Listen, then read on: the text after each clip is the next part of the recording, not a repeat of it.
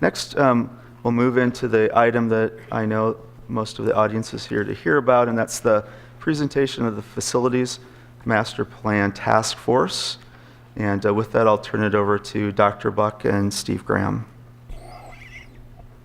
Yeah, so thank you, President Laverty. So tonight is an exciting time. So this process began in September of 2016, and we're bringing a recommendation or a series of recommendations to you this evening from that Facilities Master Plan. We do have a couple of guests that were members of the committee, and I think they're both going to speak tonight, Jim Craig and Maureen Oviatt. And then Rob Schwartz is also going to be doing the bulk of the presenting here this evening to give you a sense for where we are with that plan process. So with that, I believe that Jim is getting us started. Hello, welcome, Mr. Craig. Good evening. Pleased to be here. I live at 4801 Millbrook Court Northeast. My name is Jim Craig, for those that don't know me. I'm the father of 4 graduates out of the Cedar Rapids School District. The youngest of those graduates graduated from college in May, and I'm watching them all embark on careers. And in doing that, I volunteered for this committee because I'm recognizing just how important an education is for the life choices and the options that these young adults get when they get out of college. I'm privileged to help introduce this Master Facilities Planning Committee's recommendations tonight. I think the board may know, but I'm not sure the audience all knows how this was configured, but there were a number of community leaders in our committee. There were people from higher education that were involved. There were people from business and people from the chamber. There were people that work from nonprofits. There were parents, there were teachers, and there were school administrators involved. As Mr. Spivey said, we had a very diverse group. Most of us didn't know each other. We were asked to consider a lot of information. We also considered public comment from the open houses that we had and discussed it. We toured old and new schools. I believe we provided a survey that we considered along with all the information and studies that were presented. And we asked a lot of questions. We asked for more information. And we had vigorous discussions about neighborhoods and facility quality and security concerns. And all those issues that have come up tonight were discussed by our committee. And we often challenged each other's thinking. Sometimes we argued about conclusions or what we should do before we had votes on how best to proceed. So I say that to tell you that you can be assured that the recommendations are the result of considerable thought and considerable study and discussion by the members of this committee. And one other point I want to make before I go to the main points, but as the board and the public review this plan, I'd ask you to keep the big picture in mind. It's not easy to consolidate schools. Everybody, me too, I want my schools to stay the same. I want my neighborhood to stay the same. But as a committee, we were asked to consider what was best for the entire community.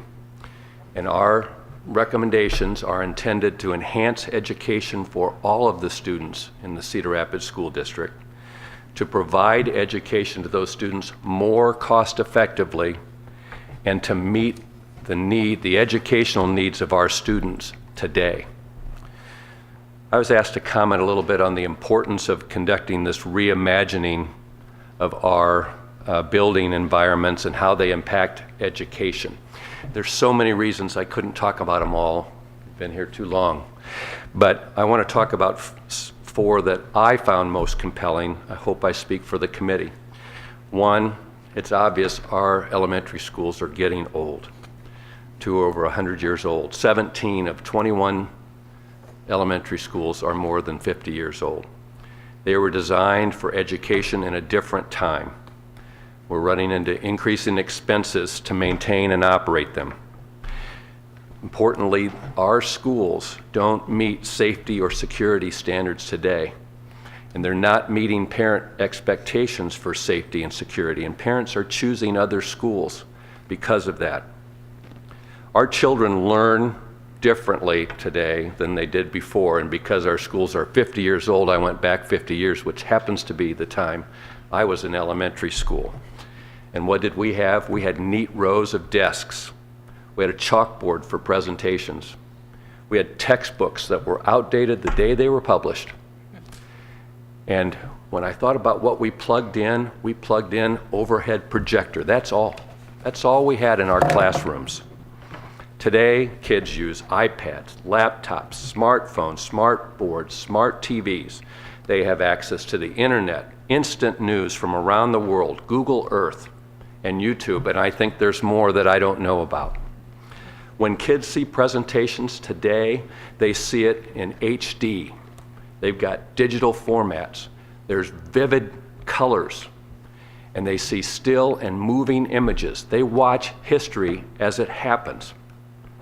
They have unlimited, instant, free access to information. And to be honest, our buildings weren't designed to accommodate this kind of technology. And we're not ready to accommodate tomorrow's technology either. A third reason it was important to do this study is we've learned from presentations and materials that we received that jobs and careers today have changed.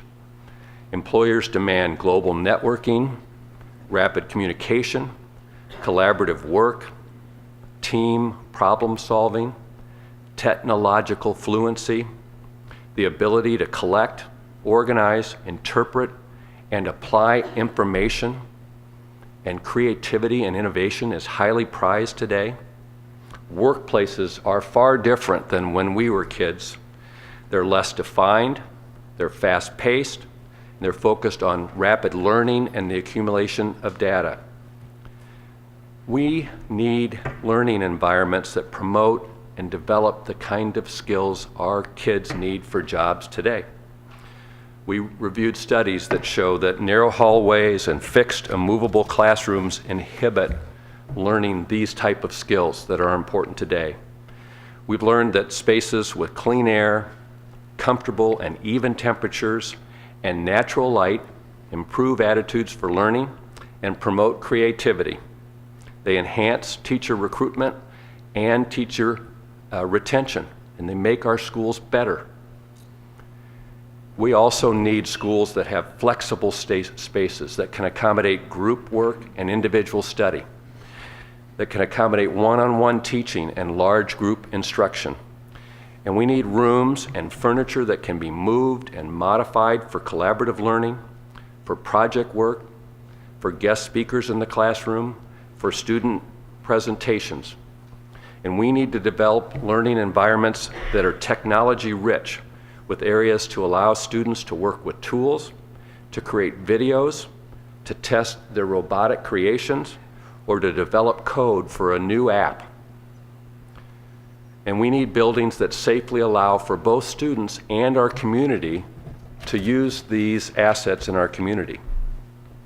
Now, there's no question that our committee felt that historical schools with their classic architecture and years of tradition in important neighborhoods was very important. But the question to us was, can we afford to be so wedded to our old buildings that it inhibits our ability to educate today's students? And our committee decided no. Finally, the last important reason the compelling reason to consider our facilities today was the issue of money. And people don't want to talk about it, but it's unavoidable because you have to balance the budget. And what have we learned? We learned the cost to maintain these old buildings is increasing every year. We learned that the physical plant and equipment levy that is designed for maintenance and major renovations in school simply can't keep up with the needs of our buildings. We've all seen state support for education declining over the years, and we have no reason to believe that trend isn't going to continue. And at the same time, we have excess capacity in our elementary schools. We have more seats than we need. We're maintaining and repairing more buildings than we need. And we as a committee determined that the district can operate its schools more effectively in educating our students and more efficiently by consolidating some of those schools. We're at an interesting and unique point in history where the cost of renovating two underutilized schools and bring them up to minimal contemporary health and safety standards is nearly the same as consolidating and building one new school on some existing school sites which are designed to accommodate the educational needs of our students today. And by reducing the number of schools, we can redirect up to $2.8 million from general fund money that's used now to maintain and operate our buildings and apply it to teachers and equipment and materials and supplies that we can use to educate our students. Now, I'm going to introduce Rob Schwartz with RSP, who can help address specific details of the plan and explain our recommendation in more detail. But as he does that, I'd like you all to keep in mind one of our committee's guiding principles, and that was that all student learners are entitled to safe, quality, modern, and flexible facilities that maximize their learning potential. Thank you. Rob? Thank you, Jim. All right, thank you, Jim. It's always hard to follow someone that has a great story for what's happened in this committee, but the point of what I'll be presenting to you tonight is how we've gotten here. So if you remember, back in August 2016, the board, there's all but one of you were on the board at that time, said be bold, think big. How do we think, how do we imagine what education should look like not only 5 years from now, but 10 years and on into the future, as much as 50 years. So tonight I'm going to talk to you a little bit about the process, some of the different items that built into why the committee came to their consensus on what's being recommended to you tonight, and then a little bit about the plan. And then we'll follow up with one other committee member to give a presentation, again, some of the storyline behind why the plan looks the way it does. So I thought I'd first address, many people are new to this process and are not familiar with RSP, and if they Googled or followed some of the articles, they probably thought we were from California. My staff says, no, we wish, but we're not. We're also not an architect firm. And I mention that because that was one of the values when you go back to August that the board had with this process. You didn't want anything designed around the intent of building buildings or doing anything that was related necessarily to that brick and mortar. The end outcome may get there, but the focus was to be on what was happening with the academics, the culture, and of course what's happening with the economics. And so the value of that was back in 2012, the architect of record for the district, Shive Hattery, did a very comprehensive study of the buildings on what was needed. And through this process, they updated those costs, updated what projects were completed to make sure that the data as we worked through the last 14 months actually was updated and made some sort of sense with the cost estimates for renovations versus building new. But before I get into all those details, this is a list of people that at some point, either through the entire process or some of the process, because again, this was 14 months, that were involved in the discussions that we had, whether it was the subcommittees, the committees, public inputs, and whatnot. So I really want to thank them, did an outstanding effort. Jim's exactly right. There were many nights where the conversations, people probably left a little bit upset, a little bit confused, and they asked for more information. And as the consultant facilitating this, we looked to the administrators when there were things that needed to be provided, particularly Steve with all the budget stuff. I mean, just amazing the things that we tried to get to the committee so they would understand some of those complexities. So really want to thank them for their patience, their willingness to ask some of the difficult questions, their willingness to dig into the guiding principles that you provide at the committee. So a little bit about the process. Remember, this tagline that we had was chosen specifically to reimagine, to re-envision, but most importantly, to reinvest in the core areas of the community. And I think the committee would say as a consensus, that's what they tried to do with the given conditions as they learned through this process. I won't read all of these bullet points here, but what I wanted you to understand with their journey, if you go back to the briefings that we gave you through this process, they had belief statements, they had an understanding of what this academics, cultures, and economics means to this process, what it means to Cedar Rapids. We looked at some things with enrollments, demographics, and development, specifically knowing what happened in 2008. How did that change how students actually now are living? And we'll show you a visual of that as I go through this presentation. We tried to look at and involve the cities in this community to know what was happening with their comprehensive plans, their capital improvement plans, what happens, for instance, in Cedar Rapids with the connectivity of some of the sidewalks, because again, that was important to the transportation of the students, whether it's walking, by bike, or by car or bus. We looked at a lot of academic research for right sizing of schools, what's the ideal school size, grade configuration, pupil to teacher ratios. We looked at a lot of things with financial data. And we also did a lot of different tours here locally, and then with 2 school districts that are a little bit farther along in their process with reimagining and reinvesting in their community with existing sites.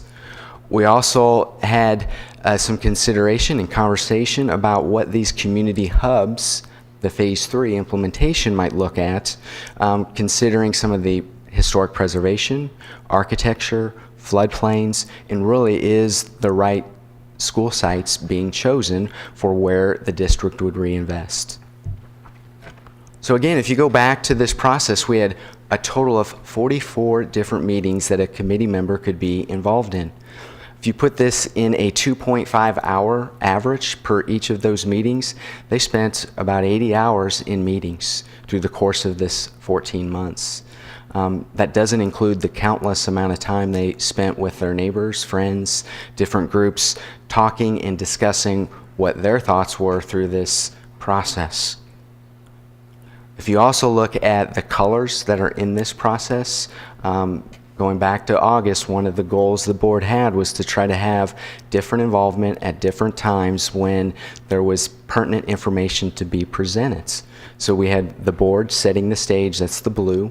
We had a darker green, which was the subcommittee, and they focused in 5 different areas to look at the financials, grade configurations, closing of schools, all the different elements to build the foundation. So when we came to the lighter lime greens, they would have the ability to understand what their fellow committee members were thinking about any of these particular areas, specifically before we got to the economics.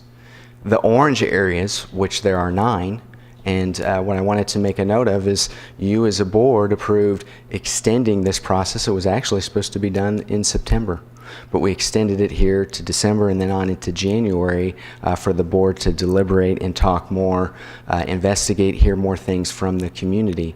So the orange areas represented the public inputs.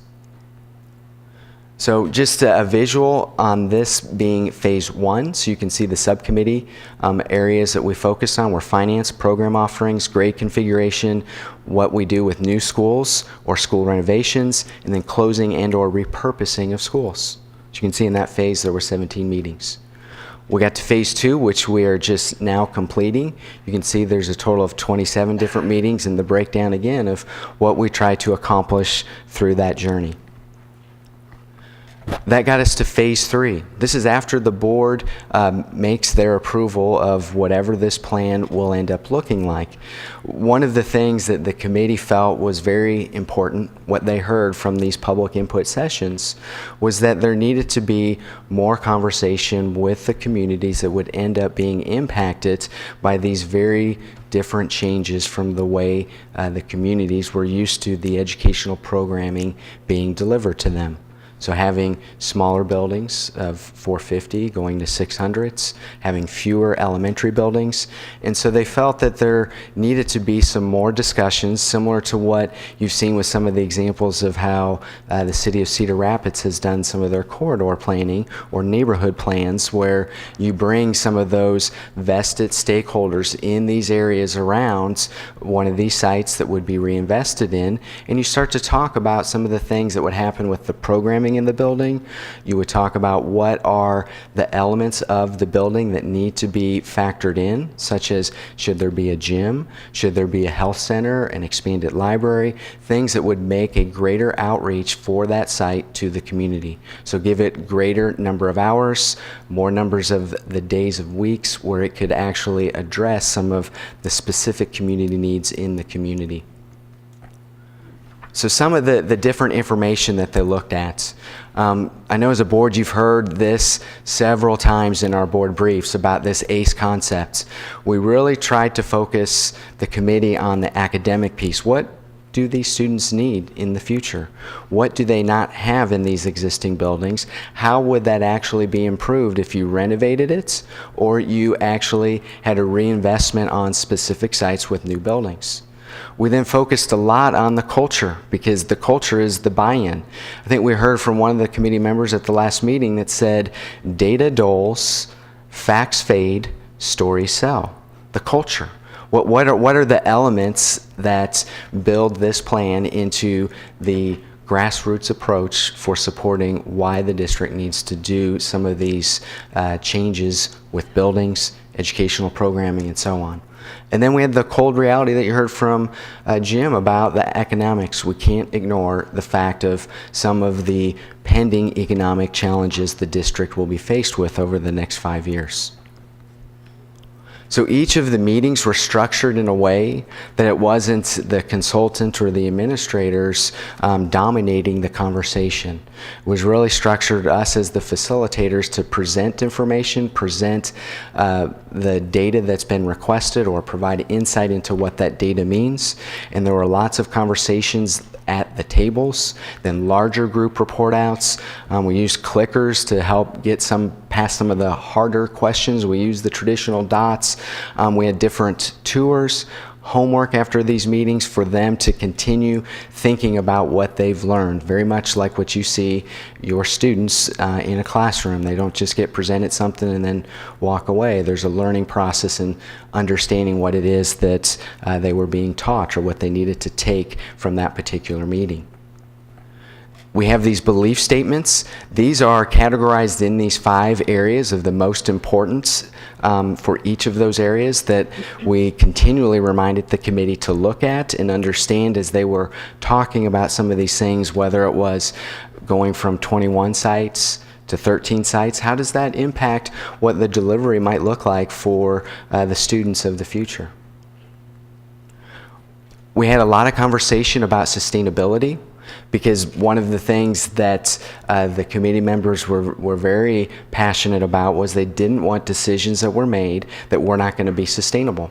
So when we get 10 years, 15 years down the road, how are these modernized buildings, whether they're renovated or new, how are they going to impact future board members on decisions of economics, academic output, and so on? So this was the definition they came up with, that sustainability is our commitment to be learner-centered, future-focused, resource optimized, community enhanced, and facilities. And the facilities is, again, a broader outreach to the community than just being the traditional elementary school that only the elementary students are experiencing what could happen in their building.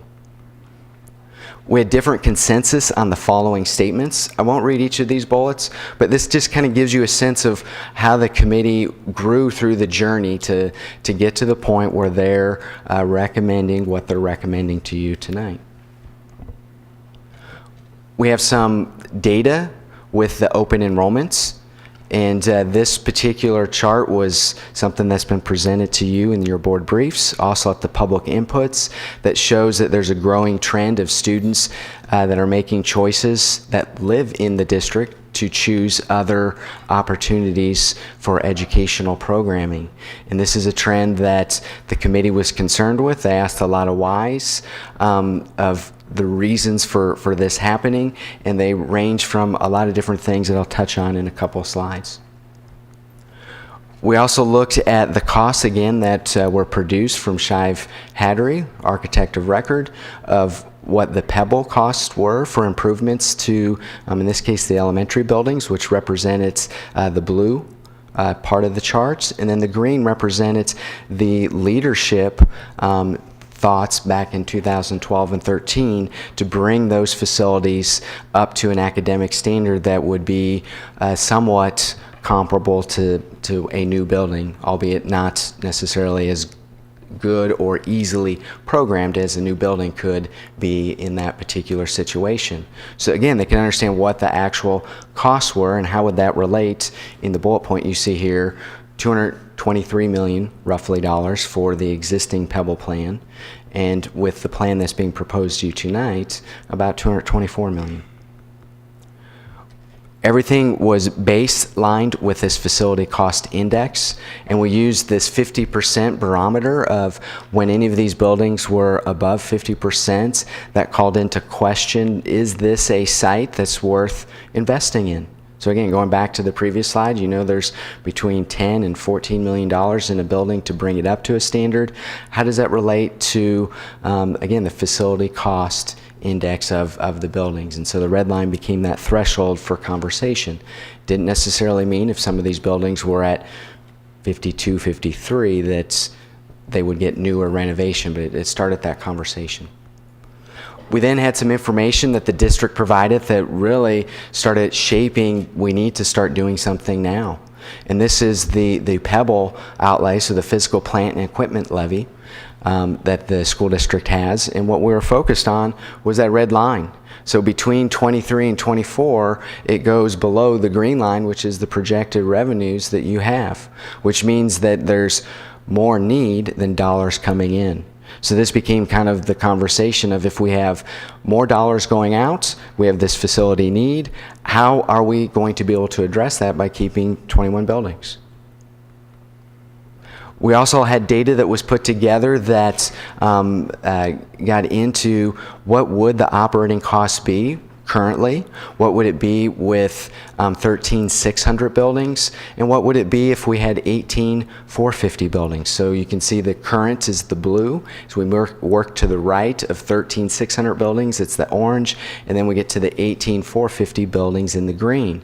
And what became apparent with this analysis is that there's other things that need to be factored in, and the district has commissioned a study on transportation, because when we change the transportation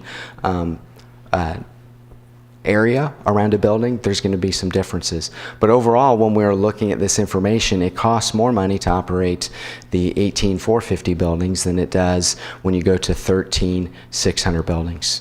And I know there'll be more questions about that later. This was the graphic to help understand that. And then Laurel, if you'll hit this, I wanted you to see some of the power of the data. As you see, this is a heat density of elementary students, and we just hit the 2008 year up here, but the red areas represent the greatest density of students. So I wanted you to understand that there's a lot of data that's behind some of the decisions the committee was looking at. And this visual, this animated movie, shows you where the elementary students have been going from 05, 06 all the way to 17, 18. And you can see we've had predominantly very dense clusters in specific areas, like around Johnson Elementary. We go out there on the west side as well, and you can see in 2008 it disappears, right? We had the flood, and so we had all of the families that were in those areas move out. So I want you to see some of the back end data. We've been getting our projections for numerous years. This became a baseline of understanding. If our goal is to try to have 7,800 student capacity, anywhere between 7,600 and 7,800 student capacity for core K-5 students, this became the baseline. And so naturally they questioned things about accuracy. So we shared, well, how good has RSP been with forecasting what the enrollment is. And I think the district, the board, you received this particular report page as well. So again, is the data playing out the way experts may be saying things are happening in the community, so that you can start building your plan around the data sets? So we had some milestone moments. We presented this at the public input session, and there were really 3 areas. We had the ideal elementary size of 600 students, and we had the focus being on elementary schools, and then we had site reinvestments reasoning. Why were we narrowing down from 21 to 13 and getting a lot more specific about which sites would have the reinvestments and those that would be repurposed and a meaningful relationship with some other entity in the changeover of what that site looks like? So if we just briefly hit the 600 school size, you heard some of that from Jim, and I think you'll hear more from Maureen about this. This was a driving point to be able to start developing the plan you had here. I don't think anyone on the committee felt good about the fact that in this plan, you're going from 21 to 13. The reality of that is there's fewer buildings. There's going to be an impact of how people have envisioned their experiences with their kids now, grandkids, maybe their own experiences. But they saw the benefits outweighed what their current situation is. And so you'll see all those things from the modernizing schools, the academics, the teaming, all those type of things are built into that. The focus on the elementary schools came about because they knew there was limited dollars. When we looked at the data that was provided for what a bond referendum amount would be needed for doing all of just, let's say, the Pebble projects for elementary, middle school, and high school, over $400 million.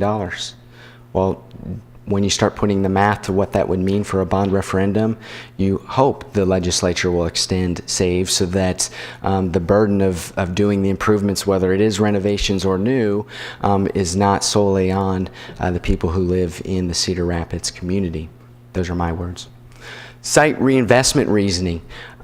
Those got into where we looked at different things. We initially started out, well, hey, you guys know your existing boundaries, so hey, we'll draw some general 600 amoebas on the map that kind of represent what you might see over the next 5 years of the projections. That was horrible, because everyone was focused on, well, why did this boundary go over here to here? I'm giving you a little bit of this detail so you understand that as they went through this journey, they started to understand the complexities of this plan are just beginning. Once you have the consensus of what sites are reinvested, there's going to be things of the dollars to be allocated. So what are the future dollars to make this happen? And going from 21 to 13, there's going to be a realignment of boundaries. There's going to be some opportunities when you talk about diversity with these 600 students enrollments, you'll be able to have a larger attendance area. And I think when they started looking at data, when we had a survey of how do students get to school? How do they get away or leave school? Not get away, that would be bad, right? So how do they leave school? What we found is those coming to school was about 20% walked. When they left school, about 25% walked. So we already have a majority of the families either ride the bus or are transported by car, even with the attendance areas as we see it. So as we start looking at the data, it started creating the idea that there is already some changes in how students are getting to school. Again, with this are some of the information that was gathered from the last 3 public inputs. And what we provided here was really a live discussion result of what happened at our last final committee meeting. And so you have like the busing of students, for example. The district has a study that's believed to be completed sometime in January, end of January, I think, that's going to look at what, using the current students, what would that mean if we had this 1 mile, 1.5 mile, 2 mile radius of free busing? How does that look with the transportation costs? How does that change what the operating efficiencies would be? And again, I won't go through each of these bullet points, but I wanted you to have the benefit of the committee was continually, after these public inputs, processing what they heard, whether it was from the surveys or from the actual conversations that happened at the tables or report outs that were occurring at those public inputs. And I can't say enough thanks to those community members that came to provide their input, because it really did shape the ideas and concepts of this plan. All right, here's one other map that I'll show you. One of the conversations that naturally came up was, well, what if a building is closed? My property values will decrease. So I'm going to show you one of two videos here, and what we thought was interesting is we used the Lynn County assessor data, and so you see two things on this particular animated GIF. On the bottom right, you see a bar chart with a line.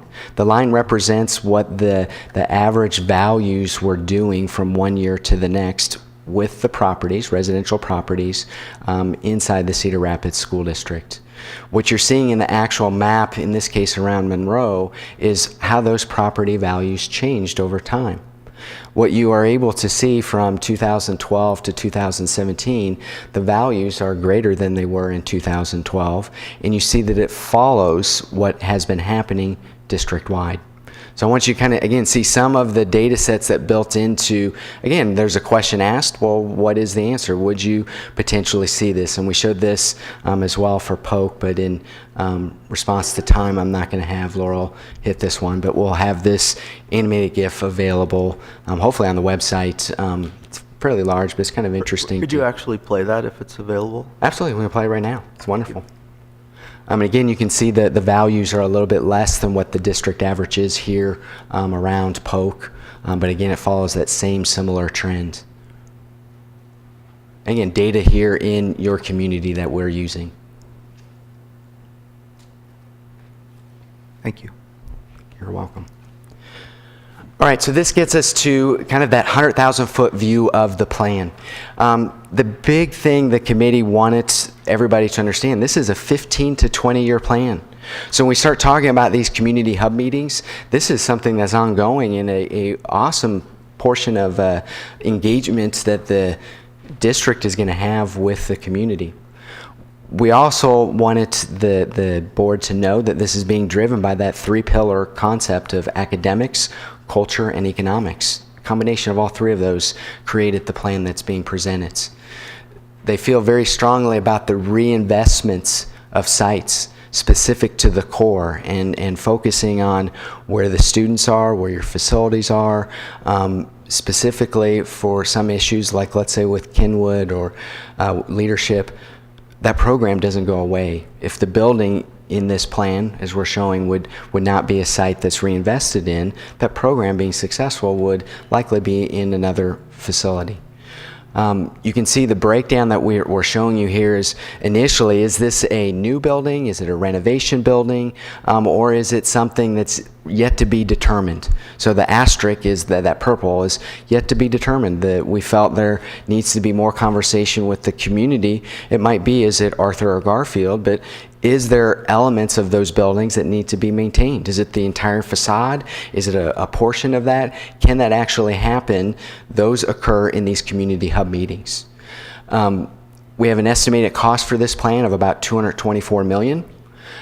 Targeting goal.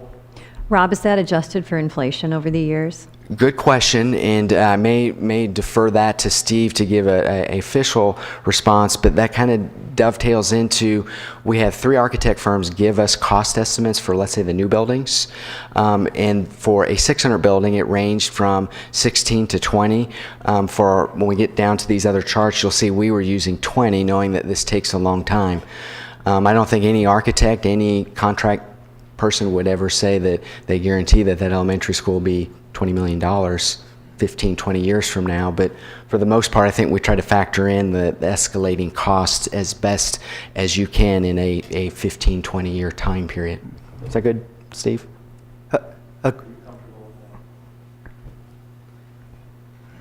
I mean, if you look at past years, I think inflation is probably about 3% and 4% each year. Yes, we have used the high end, realizing that $16 million in today's dollars would build an elementary building.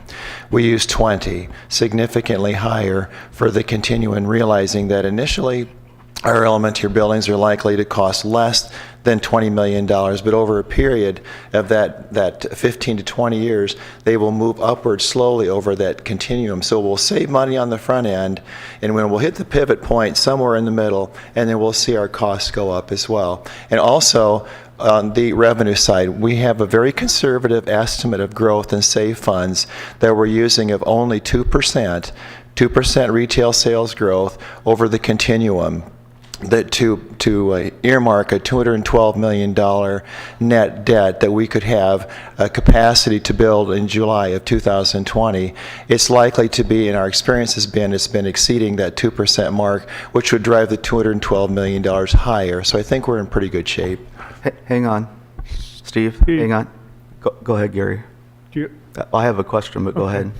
Steve, how about the interest rates on bonding that we would see? Do we have a change yet in our bonding? I know we went down one grade. That's a great question. That is a really good question. We are in a great position right now because of our fund balance and our general fund. Moody's is looking very nicely upon us. They're giving us a very nice rating. We will likely get the most competitive sale on our bond because of our considered improvements in our fund position in the school district, and we have used Tim Oswald at Piper Jaffray, who has very diligently and very carefully looked at exactly where we would fall in terms of our overall capacity to borrow money July the 1st of 2020 based upon all the metrics. So we landed $212 million, but there's an awful lot of story behind that number. Thank you. So a question just about the cost as well, Steve, since we're here and you're up there. So one of the things you said that it's about $16 million now, and if we look out 15, 16, whatever years, maybe 20 million. So it was suggested to me, I attended several of the forums and had a few families, had some elected officials in the area say, why do we need this to go out 15 or 20 years? Could we save money by doing this more like 8 years or 9 years or 10 years? So obviously it's less if we do them sooner, right? Yes. There are an awful lot of moving parts. I'm sorry. No, I'm just, is that an option? Yes, it certainly would be an option. There are so many moving parts to this plan over the long term. And there's another element, too, that we need to make sure that we consider, and that is the redirection of PEPL resources towards this plan when we're looking and reviewing and thinking about what we're going to do with our investment of buildings. Should the board take action on this plan and approve this plan in January, it will cause us to look differently around those buildings in the future, that we may make choices regarding where safety of students is not imminently in danger at all. Staff and student safety is always absolutely paramount, but there's some choices that we will be able to make, and we'll be able to provide the board updates on what those choices could be that would allow us to redirect those precious resources toward this plan funding. So that helps. Thank you. Go ahead, Rob. We'll keep going on this. I know we'll have lots of time at the end for more questions. Outstanding. So some of the other things that came into this plan related to Johnson Elementary. When you look at the heat map where we have all of these students right around there, limited sites, challenges with trying to put a larger facility on that site. So the committee said a 450 building is what Johnson should be. So that's the one deviant from the 600s to having 450. We also, as we were looking at the potential of where the students are and how you have a feeder, they felt that at some point in the future, Grant Elementary would change its feeder from Jefferson to Washington. Just to be able to have the balance and knowing, again, with the meetings we've had with the city where growth was going to be, where we're seeing a lot of redevelopment, so infill, the Newbo area and other different aspects within the community. Really trying to factor that into how this potentially may look for the 3 high school feeder system. Again, this community hub discussions, that this was imperative to how this plan is implemented. I mean, right now when we talk about this building, what does this new building look like? Not many people have an understanding of what that is, unless you came from a district that had a 600 student, had the similar programming that Cedar Rapids has. It's hard to get your mind around what that building would look like. If you're used to having 300, 350 students in your schools, going to 600 is going to seem like a very large jump. But I think those that went on the tours and saw what was able to happen academically in these buildings because of these particular spaces, the conversations we had with the building principals. There became a comfort level that this 600, again, going back to the right sizing of sites in this community, 600 was where they landed. And then because of the limited funds, when we're looking at the SAVE funds, we're using some dollars to the best of all of our estimates, that right now, if the SAVE were to be extended, it'd be about $212 million. Well, we need over $400 million. So with the focus became elementaries, you can see we need additional dollars to do the things that are already slated for Pebble for middle school and high school. This gets into what you just heard Steve talk about, how some of the dollars may get looked at differently. If this plan's approved, you have the SAVE dollars. Maybe the middle school and high school programming building needs could actually be expedited. Again, that wasn't part of this plan, but just a common follow through as you looked at some of the dollars. So again, the end outcome for this is really the general fund and Pebble dollars. That was the reality, that we can't continue doing the way business is being done in the district 5 years from now. And in order to be prepared for what that means 5 years from now, a decision has to start being made now. Again, the reinvestment in the core areas, all the elementaries would serve K-5. You already heard me talk a little bit about some of the specialized magnet programming that you have, that the successes of those would be integrated into future buildings. We're planning for that elementary enrollment of about 7,650 capacity. If you go back to the projections, we're showing that anywhere from 7,200 to 7,300. There's a lot of yet unknowns that may impact enrollments. That is why you continually annually monitor your enrollment projections. The future attendance areas are going to change based on some of these demographic shifts, where we're seeing kids, where you're reinvesting in your sites. Ultimately, having these modernized buildings, when we talked about the elementary sites that would be closed or repurposed, it was really based on, you already have experiences where this has happened. So how are you being a good community partner?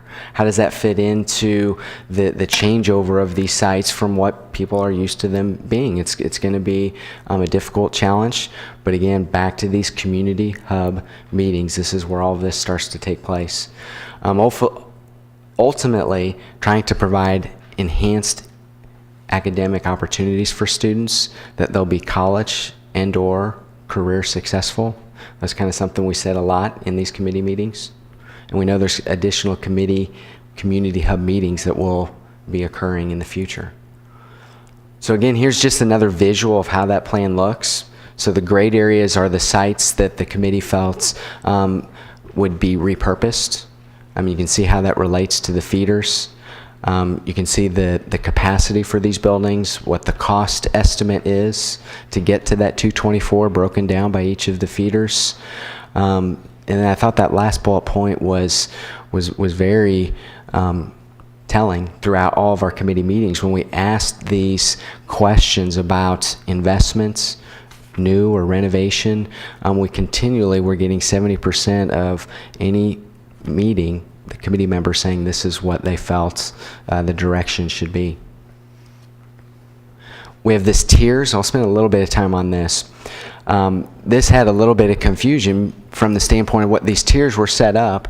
Is each tier, if it was between a certain percentage of what the facility cost index was, made it, for instance, if it was Coolidge, has the most dollar need to bring it up to a standard, it has a facility cost index of 1 for all 21 buildings.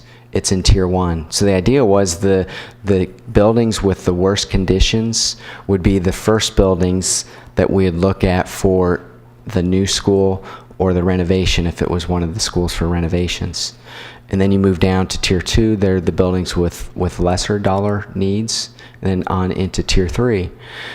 The committee didn't want it to be so straightforward that just because it's in tier 1, you do all tier 1 before you get to tier 2. There may be, as you're looking at how this plan moves forward, the implementation, that you may have to dip down into tier 2 or tier 3 to make all of the adjustments work for where students go to school and not having them change multiple schools. Again, a lot of that conversation starts to come out in these community hub meetings of how we start to move this forward. So you can see the breakdown of that FCI. Tier 1 was greater than 110%. Tier 2 was between 90 and 110, and then Tier 3 was lower than 90%. Then we had the schedule. Again, this is a 15 to 20 year time periods. Probably the kryptonite in this plan is the SAVE extension. From the standpoint is we're basing it that we're going to be able to have the dollars to invest in these buildings with that extension. We know that those dollars would be available July 1st, 2020. And this gets back to what you heard, Steve. We could potentially, with those dollars, you can move this plan faster, but there's going to be some limitations. The workforce here to build the buildings, right? Whether it's renovations or new. So there's going to be some natural inhibitors to how fast you can do that just based on construction. Again, the ideal is with the tiers to try to follow through how this works itself out. So Rob, in these hub conversations, I'll use Kathy Ulrich's comments as an example. In the hub conversations, we have, we're closing Garfield and keeping Arthur open. So these hub conversations start in this hub group. First of all, who's facilitating? And what if the group says, nope, let's do the reverse? Is there flexibility in the plan for that to occur, or is this? I think there's going to be flexibility, Okay. but it's going to be something that's driven by the board and administration on when you approve this plan, how much of the plan is for sure this is what you're going to do. We felt just through the conversations that we heard at the public inputs or what happened at the committee level, there were some things about, is it like Garfield Arthur? Is the historic preservation of one of those buildings greater than the other? How does this then relate to some of the programs? So what we were envisioning for these community hub meetings is when you start looking at, let's say around Coolidge, since it has the highest FCI, you would take an area that's around there, let's say 2 miles around that building, because that potentially could be a attendance area, right? As you start to look at where the neighborhoods are and how it filters into what this building is. And you would have different stakeholders, the building administrators, teachers, people within the city, some of the nonprofit organizations, and definitely the parents that would have some of the conversations of, it's about what could this site be? What do we need to make this a benefit to the community, a benefit to the neighborhood, a benefit to the students programming that are required over the next 10, 20, 30 years? So it's kind of something that's being designed. It's not yet set in stone of here's how that particular process would look like. We'd build on the example of what we've seen the city of Cedar Rapids with their neighborhood plans, their corridor plans. We think those have gotten a lot of good public feedback and allowed it to flex into what you're seeing happen in some of these neighborhoods. All right, so that's the timeline, a 15, 20-year time period, these community hub discussions. And then before I turn this over to Maureen, here's kind of the schedule that we have with January 11th with your board work session, and then January 22nd with the board considering what's approved. So with that, I'd like to invite Maureen up here to talk more about the committee perspective of what this has all meant in her journey. Hello, welcome, Maureen. Thank you. Maureen Ovett, and since everybody gave their address, 1857 2nd Avenue Southeast, Cedar Rapids, also 5953 Main Street, Troy Mills, Iowa. We can't have 13 horses in the city of Cedar Rapids. They don't like that. I'm proud to say that my children, my grandchildren attended Cedar Rapids school systems. I am a volunteer member of the audit committee. I'm in the third year of a 3-year term. As you can recall from the presentation, with Sherry and with Representative Heidi from RSM. That's a very dense subject. For some reason, when I retired, it was on my bucket list to learn about school finance. I don't know why, but it was there, so I figured I'd followed it, and the opportunity presented itself. But even though I'm still learning in this very dense subject, and you know how dense it is, it hasn't, even though I'm kind of intimidated by it, it hasn't prevented me from, using my habitual inability to keep my mouth shut.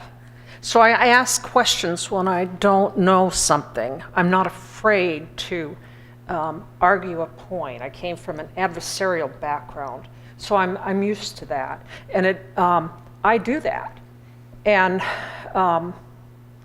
I thought, having read recently about articles in the media or comments that were made, that the Facilities Master Committee was a rubber stamp. I was thinking, well, having demonstrated my conduct for 3 years and they still asked me to be part of this committee, then, I don't think I was anybody's rubber stamp. And when I got to the committee, I found that the room was full of people like me. Well, I'm just mouthy. Those people were very talented, sophisticated, confident, articulate, and thoughtful people. You saw it in Jim, you saw it in Daryl, and there were more people like them. On the committee, there was also staff, administration, as well as teacher, building level administrators. And I have to say, I appreciated what they brought to the committee. They could answer questions for us and everything, but they were also in a very delicate position too, I thought. And the other thing is just being a committee member and how I think of things too was, I'm sorry, they were very helpful, but I also thought they had a conflict. And so I've been around that, and I knew I would have had, if they had pushed, which they never pushed, so I never felt pushed, they didn't do that. So I really commend them for that delicate role they played on the committee. I've also heard it said that the committee met behind closed doors, and it is true as far as the statute is concerned, it was not an open meeting. But it seemed to me that if you were going to try to keep something under the radar, you would not appoint a committee of, I think we were started as 90, and we might have gone down to 70. I don't know, I didn't keep track of who was there. So if you wanted to keep it quiet, you'd have a small committee. That's what I do. But I'm a Machiavellian, so don't listen to me. But we were a large committee. And the other thing is, from the very beginning, we were encouraged to go out and talk to people in the community. Rob said that, that's true. And I did that to, I'd ask people about, where does your kid go to school? Does your child walk to school? That kind of thing. I even started asking, well, if your building closed, would you be upset? I started asking that. Plus, then I would tell people about my role on the committee. And I talked to staff, people that I knew, and tried to gather information that way as well. During this long process, we acquired a lot of documents. We started out with a notebook. I have them back there on the table that was only like an inch high. And by the time we got done, I think mine's this big, and it doesn't include my own work product. Because I used to do analysis, because I used to do research, I did my own. And so I would go and pull down what other communities are doing. Other 600, sometimes 800 student elementary schools. I also would take the information on the facilities cost index that Rob just told you about, which has been available to the public. And then I made my own charts from that. And then I pulled down the maps from the from the district, of boundary areas. And I superimposed on those where the elementary schools were and how many, what was their educational capacity, but then what was their attendance? And there's a big difference in that. And I needed to see that myself. Not that I didn't trust them, but it was how I thought. Rob also said that we were given homework. We were. And, you know, I did most of it for them and sent it in. We toured schools, which I found very helpful. I've been in several of the district schools. But I went into some that I had not been in before. And then I was on a tour that we went to Lynn Grove School, which is a 600 capacity school. That was for me a pivotal point, because until then I was willing to entertain the idea that economy of scale, yeah, you would have better, it'd probably be more economical to have a larger school.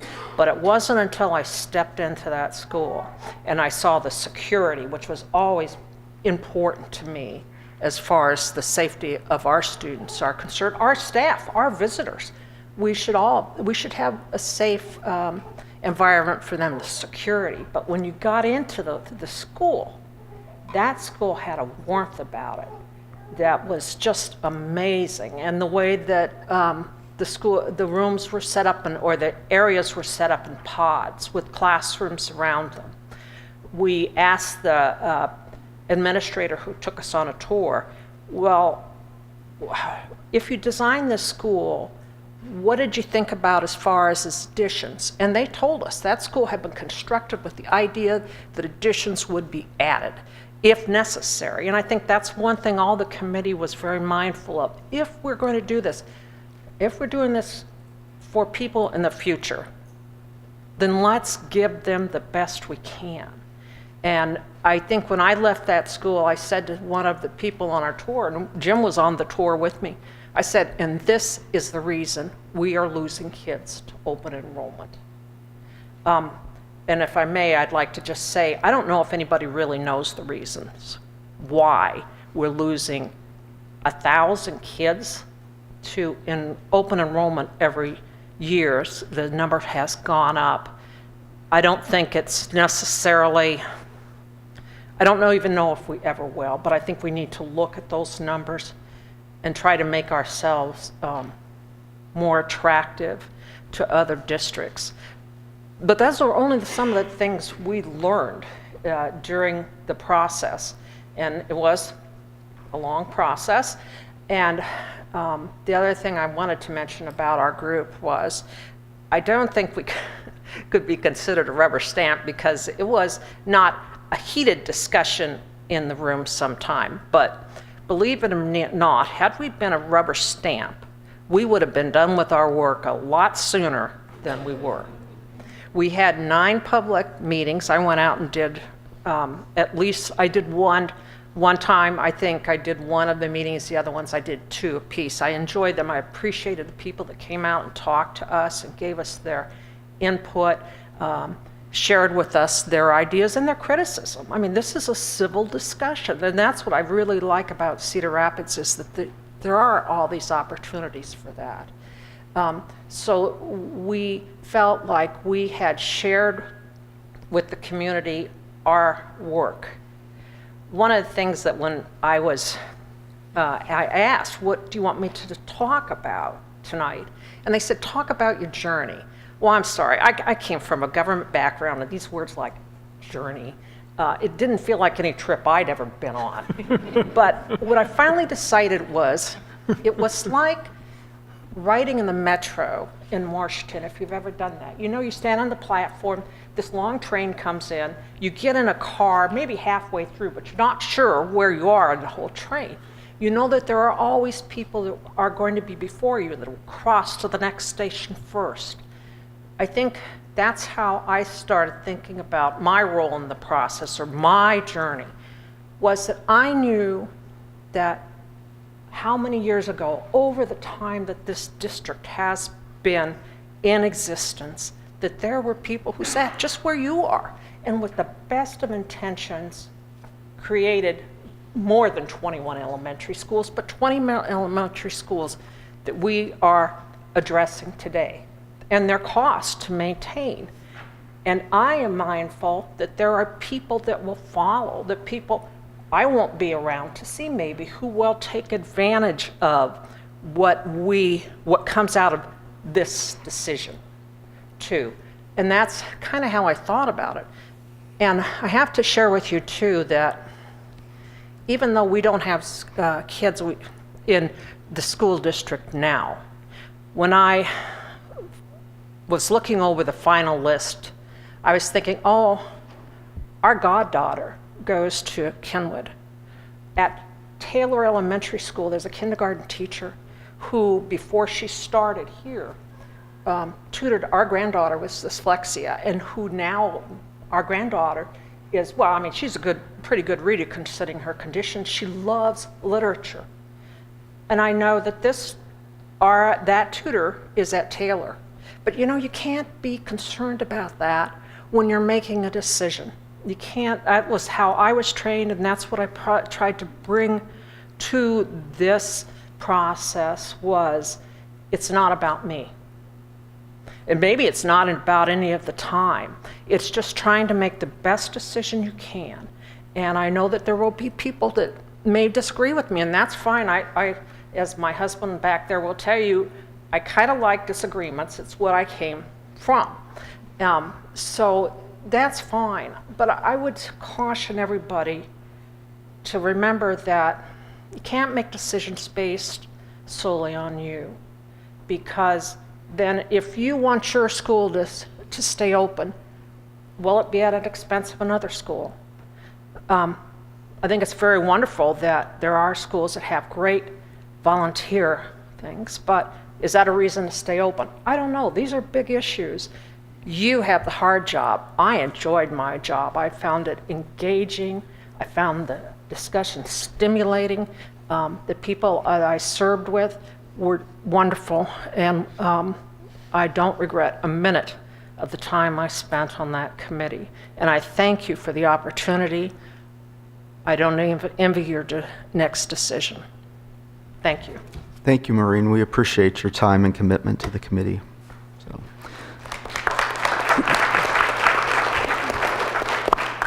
So with that, are there any more comments?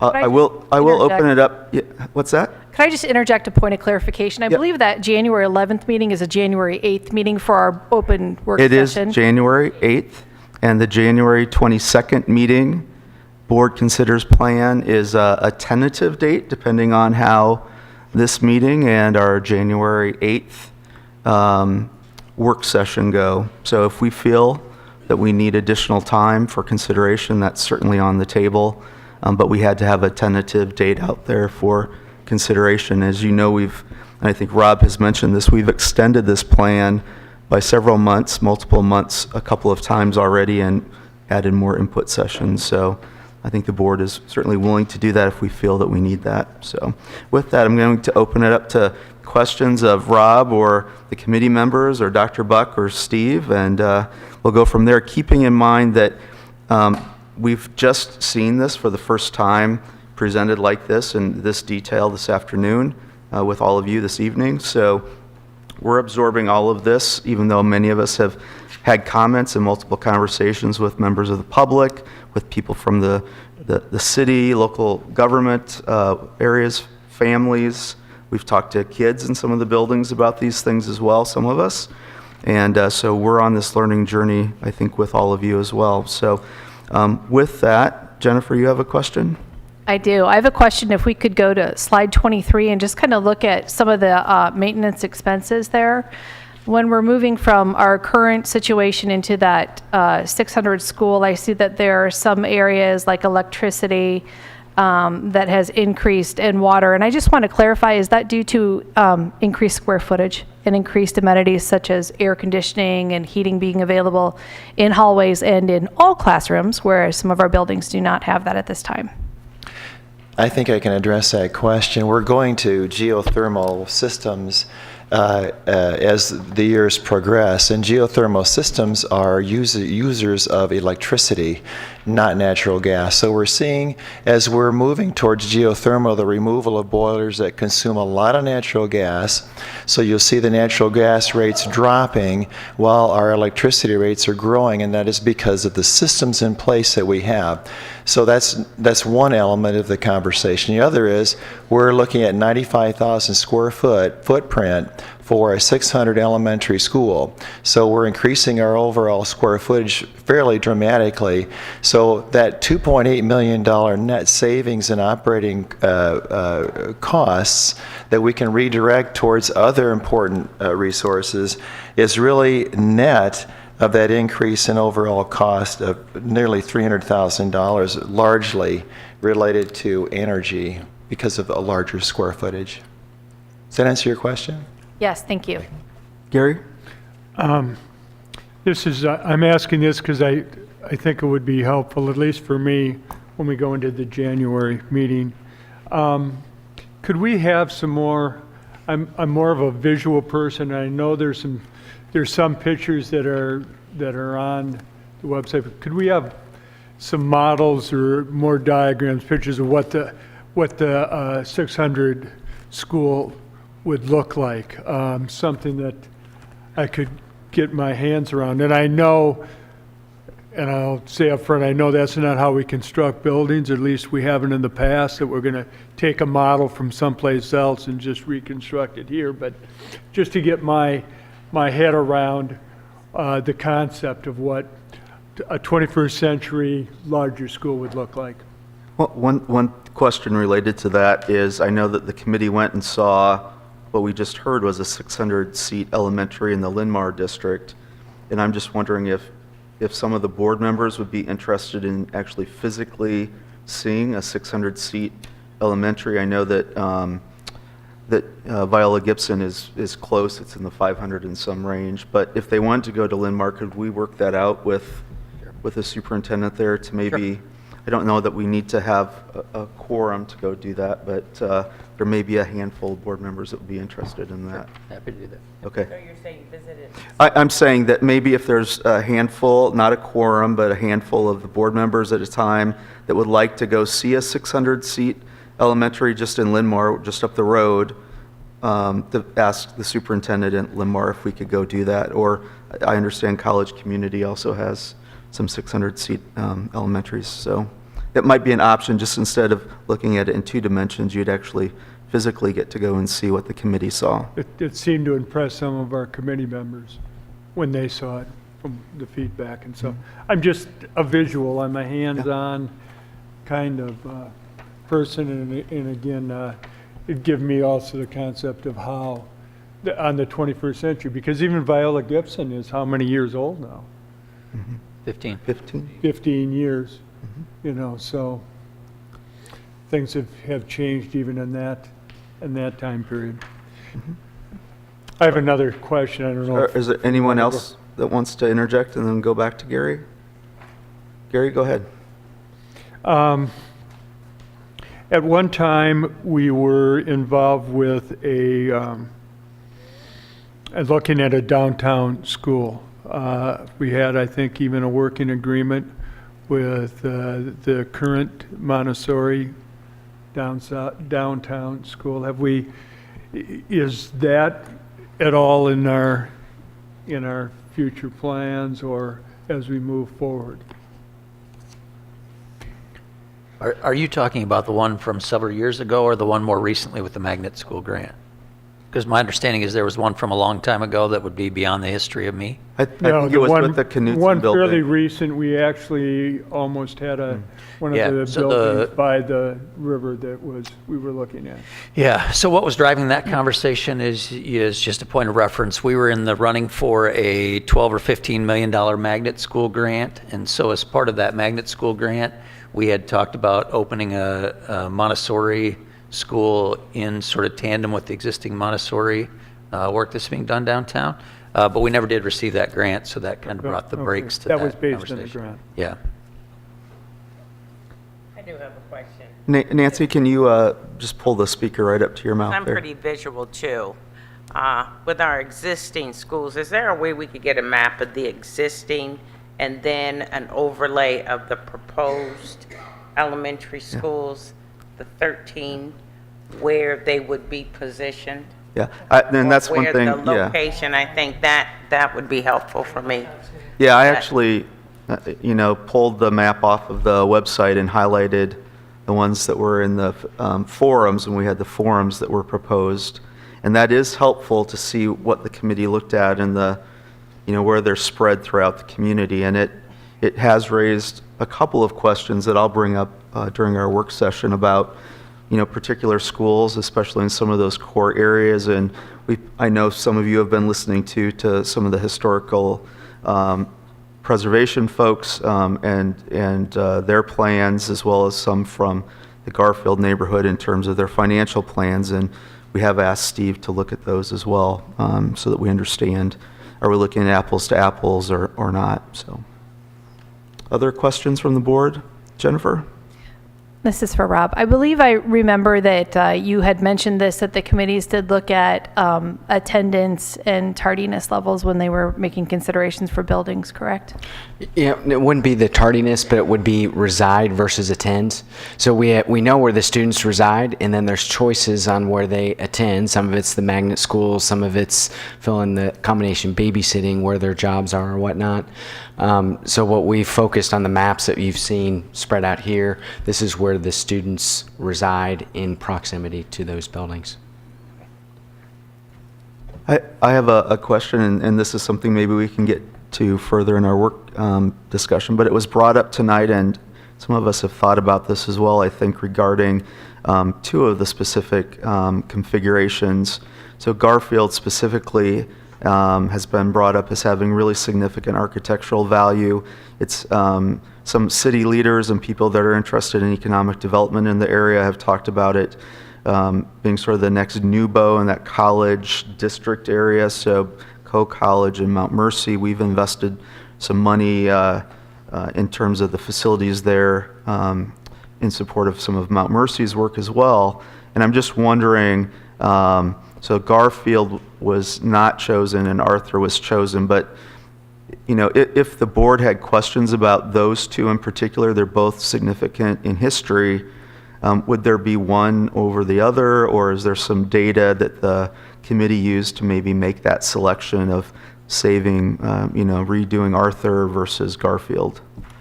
We can go back to that particular meeting where we drilled into those details to provide that for January 8th. I think that would be helpful. I would like that to be prepared for the next the work session that we have coming up. And then the second thing that was mentioned, and I do have concerns about the Kenwood Leadership Academy. I've personally spent half a day one time and a number of hours other times, and have spoken with some of the parents and the staff that are there.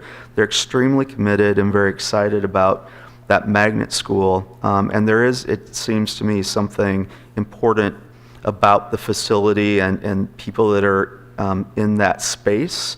And again, looking at Kenwood versus the choice of keeping Wright Elementary open, which is not a magnet school, wondering again if there are things that were discussed in the committee that might help us as a board better understand those choices. And those are only a couple of the choices, but those have come to top of mind, and I know they were mentioned tonight. So if at our work session those discussions, what the committee looked at, could be brought up as well, I would really like to understand that.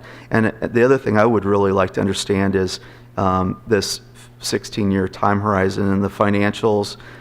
The reality of could it be shortened is what's the minimum that realistically this many facilities could be built, because I am looking at both sides. A lot of questions have been brought up in the political races and city council and all that about this side and this quadrant and that quadrant.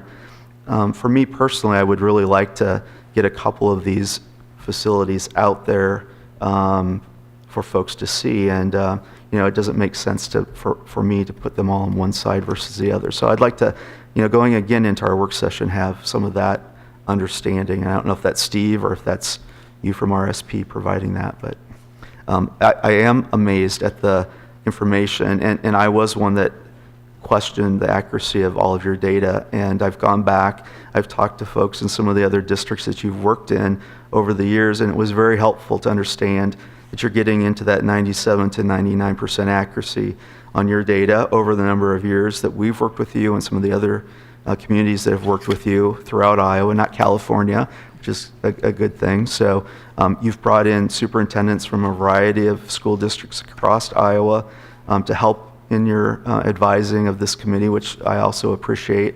And again, I don't think we can thank enough Steve and his staff on the financials. This is my 11th year on the board, and I don't want to go off tangent here too far, but not once have I seen Steve give us misleading information or incorrect information. There's a reason that for 22 years the audits come back as sound as they do, and that we aren't a school district, even with a major flood twice now, that we're not in huge debt and having the state come and take over this school district. There's a reason for that, and it's really good people behind the scenes helping us as a board and as a community keep this school district moving with very little new money coming from the state of Iowa, more and more restrictions. I mean, you can look at the restrictions, all the things coming down from the feds for public schools, and those things do add up quickly. And so finances are definitely a huge equation in this, but me personally, I just want the public to understand, I've answered every phone call, I've returned every email, I've offered to talk to people one-on-one. I haven't always agreed to be in public meetings that are set up on the side with a TV camera in my face, but I will talk to anyone, and I think most of us on the board are willing to do that. We do want this public conversation to continue, and if we're not comfortable with that, I think we will continue to do that. We are asking questions, so don't let this meeting tonight be the end of this conversation by any means. Let us know what's your thoughts, concerns, now that you've heard the actual plan. What are they? There are facts and figures here, and if something doesn't make sense, let us know. Let the administration know this isn't making sense, and we'll do our darndest, and we'll help make sure that they're doing their darndest, and RSP that we've hired to get that information out to the public in a very transparent way as much as we can. So, are there other questions, Gary? This one, I think, directed towards Steve. Are the SAVE funds from 2020 to 2027 already pegged for? Are they already spoken for? And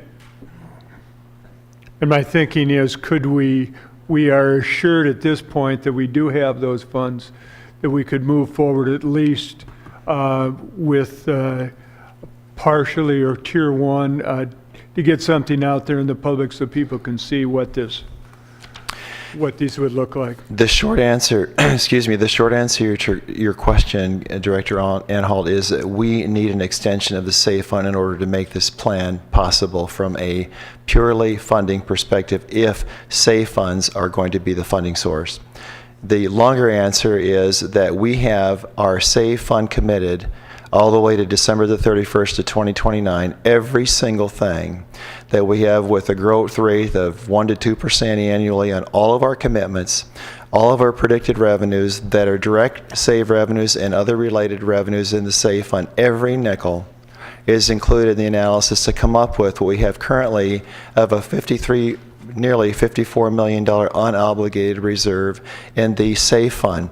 But it isn't a dollar amount available today. I can't write a check for $54 million and say, this is the unobligated reserve of SAVE fund. The reality is, today at the end of this past year, it was $4 million. Next year, it's 4.5. And over a continuum of time, you see this growth rate that ends on December the 31st of 29 with $54 million. So we don't have this enormous asset to use to fund this today. We need the extension. It will make all the difference. Other questions? Thank you. I do have one more question on this in terms of just thinking of the plan. So being on the board 11 years, I've been continually part of a discussion about the Highway 100 extension. I've also more recently been involved, and I think the board as a whole has, in hearing conversations about north on I-380 and the Tower Terrace proposed interchange. We have realtors that have talked to us about that land out there. I don't know, it was 6 years ago or so that the district, we decided, the board, that we would buy about 40 acres roughly out there, just in anticipation. The land value was relatively low at the time, and we've been able to rent that land for farmland in anticipation of potential growth. There have been a lot of stories about the district is going to abandon all of the core schools, and we're just going to build a skyscraper or something out on the west side, I've heard, but that's not true at all. But what I'm wondering is that the time horizon, as RSP, as Rob, you looked at that data, we know that that land is being bought up by housing developers, by business developers. That is a huge growth area out on Highway 100 extension out there. So we know that that's planned for growth. That's a community, a city, that's not a school district decision per se. And then we're being told that all of the land up on Highway I-380 North, which is all Cedar Rapids Community School District, up along that corridor and out to the Benton County line and beyond, all of that is Cedar Rapids School District, and now they're talking about a new interchange, and a lot of that land evidently is being bought up very quickly for development, for housing and things. Have you taken those things into consideration? Because I think, enough of us were part of the discussion, as Mr. Spivey said, during the conversations about Monroe and repurposing the Polk Elementary to what it is today, that we're very sensitive, we are, about the core neighborhood discussion, about being supportive of growth within the community. And so, again, not wanting to jump to any conclusions, is that data that you've had in this process, or is that something that we're still kind of speculating on at this point? I'll whet your appetite tonight. January 8th, you'll get more information. We absolutely have factored in the Tower Terrace interchange, the Highway 100 corridor. Our projections go out 5 years.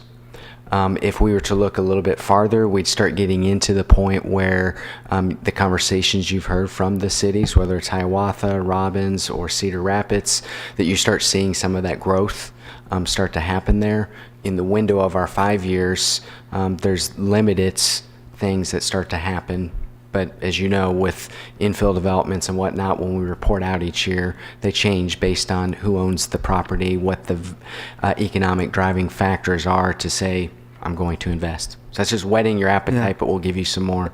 And the other thing that's been brought up again in the core neighborhood discussions is there's been a lot of new sort of housing development in areas like Newbo and the downtown district on the near west side.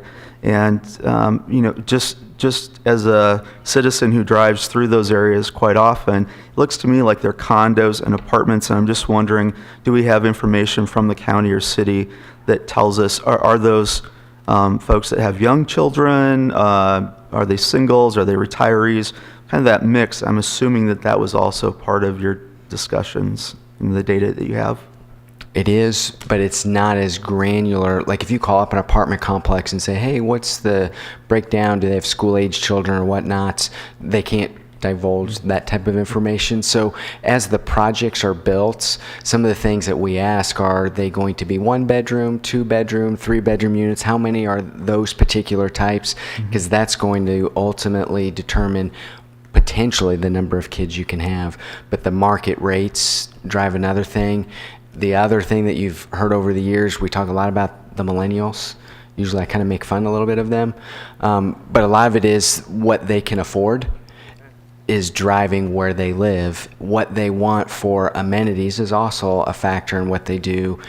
We're still waiting to see what some of those trends may relate to what Gen X or the baby boomers did for their choices of moving to more of the single family homes. Okay. Any other questions from the board? Yeah, Raphael? A lot of information, Rob. A lot of stuff here to look through, and that's good. Being well informed for any decision that we make, is going to be key. And as someone that I've had kids make their way through Cedar Rapids schools, I spent a total of 11 years in elementary schools, including Garfield, Wright, Arthur, so 3 of those schools that are specifically named. A couple of things that maybe would be either for our work session or even as time goes on, should something occur with this plan, maybe more for the community hubs. Do we know, or maybe was it considered as part of the process, if there would be anything related to infrastructure that would be needed? I know we talked about the safety of students and staff being paramount. Between all those 3 schools, as time went on, you see traffic issues, you see, vehicles coming and going. Was any of that considered, or is that something maybe for the work session, or would it come later as part of some partnership or collaboration with the city to kind of look at those things that would be needed? It's kind of all of the above. There was conversations that happens at the committee level. There'll be more conversation that happens at the community hubs. And we heard multiple committee members that kept saying, is there a way we can have a partnership with the city or the recreation department or another nonprofit to make some of these things go? So I think the sky is the limit. This just kind of sets the framework, and then how some of these discussions, once people become aware of what this could mean, may get into some of those things that you're talking about. Okay. I have one sort of last financial question, Steve. So was the sale of any of the properties factored into your budget process? So as we look at the $224 million and the revenues from SAVE potentially, did you add anything in? Honestly, no. I think a conservative budget practice is to estimate high on expenses and estimate low on revenues. And if there's a surprise, the surprise is typically a good surprise. We don't want bad surprises. We don't want to make promises that we can't keep. And frankly, when we look at the history of what we've sold property for in the last 5 years, there's not a material impact of the sale of any one of our properties on our planning. There just isn't. So it would be, we would be far better, in my opinion, to not count on what we might sell our properties for as a use of resources to count on, because it is a very unpredictable, it's an unpredictable pathway. Great. And seeing no other questions, I do want to thank all the work of the committee members who spent 80 plus, I'm guessing, many more hours in conversations. So to all of you that are here in the room tonight and those that aren't, thank you so much on behalf of the kids in our district and the board and our community for taking that time out of your lives to invest in this very important discussion. I think the board is genuinely aware of the levity for many families, personally affected. A number of us live in some of these areas where schools that we're talking about are located. We've worked here. Some of us have even gone to schools here in Cedar Rapids. And this is a very personal thing for many of us. But again, I think the board is well aware that there are some things coming up in the next few years, financially and in terms of learning, that we do need to address. So keep the communication lines open with us, please. Do ask questions as a board. You can address us again at our January 8th meeting. We will have, again, 5-minute public conversation time. We will also go into our work session. And if there are questions, things that you think that we should be discussing and pushing for more information as a board, please let us know. Our email addresses are on the district website. Our new communications director, Akwi Ninja, and her staff have done a great job of keeping that website up to date, as transparent as we can possibly keep it. But if you see things that aren't there, that they need to be out there, let us know, because again, we do want this to be a community conversation. And January 22nd, again, is a tentative date for board consideration of voting on the plan. So